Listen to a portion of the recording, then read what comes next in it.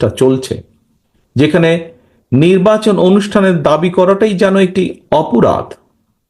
জাতীয় নির্বাচন অনুষ্ঠান নিয়ে অবজ্ঞাসূচক বক্তব্য, মন্তব্য কিন্তু পলাতক স্বৈরাচারকেই আনন্দ দেয়। অপরপক্ষে এটি গণতান্ত্রিকামী জনগণের জন্য কিন্তু অপমানজনক। রাষ্ট্র রাজনীতি মেরামতের জন্য সংস্কারের কর্মযজ্ঞ চলছে, তবে চলমান সংস্কার যদি রাজনৈতিক দলগুলোর নির্বাচন অনুষ্ঠানের দাবিকে অবজ্ঞা করতে হয়, প্রলুব্ধ করে, তাহলে সংস্কারের তাৎপর্যটা কি? এটি বহু মানুষের প্রশ্ন আজ। দেশের প্রতিটি রাজনৈতিক দল সংস্কারের পক্ষে, তারপরেও সংস্কার নিয়ে অন্তর্বর্তীকালীন সরকার কেন এত সময় ক্ষেপণ করছেন, এ নিয়েও জনগণের মনে ধীরে ধীরে প্রশ্ন বেড়েই চলেছে।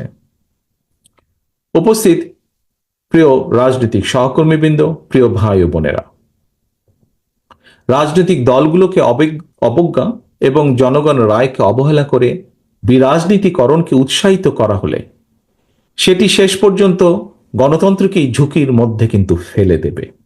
অন্তর্বর্তীকালীন সরকারের প্রতি আবারও আজ এই অনুষ্ঠানের মাধ্যমে আহ্বান জানিয়ে বলতে চাই, সুনির্দিষ্টভাবে জাতীয় নির্বাচনের রোডম্যাপ ঘোষণা করুন।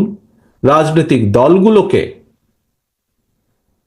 প্রিয় সহকর্মীবৃন্দ, দয়া করে এই কথাটি শোনার জন্য আপনাদেরকে আমি অনুরোধ করব বিশেষভাবে, রাজনৈতিক দলগুলোকে জনগণের আদালতের মুখোমুখি করার উদ্যোগ গ্রহণ করতে হবে, এবং এই উদ্যোগ গ্রহণ করতে হবে বর্তমান অন্তর্বর্তীকালীন সরকারকে।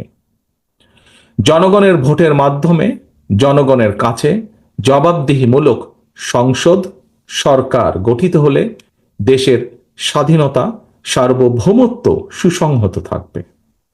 রাজনৈতিক চর্চার মাধ্যমে সরকার গঠন এবং পরিবর্তনে জনগণ এবং রাজনৈতিক দলগুলো অভ্যস্ত হয়ে উঠলে আমি একজন রাজনৈতিক কর্মী হিসাবে দৃঢ়ভাবে বিশ্বাস করি, বাংলাদেশকে আর কেউ তাবেদার রাষ্ট্রে পরিণত করে রাখতে সক্ষম হবে না, ইনশাআল্লাহ।